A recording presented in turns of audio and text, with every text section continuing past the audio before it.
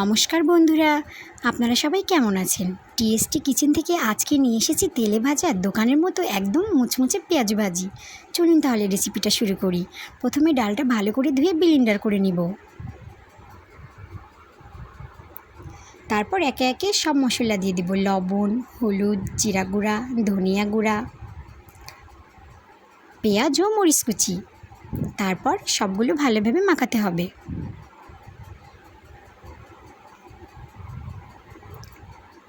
মাখানো শেষ। একে একে গরম তেলে বড়াগুলো ছেড়ে দিতে হবে।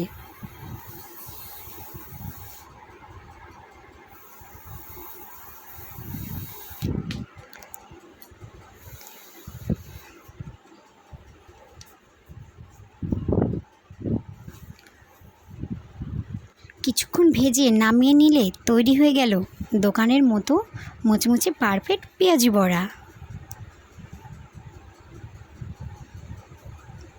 খেতে সেই টেস্ট।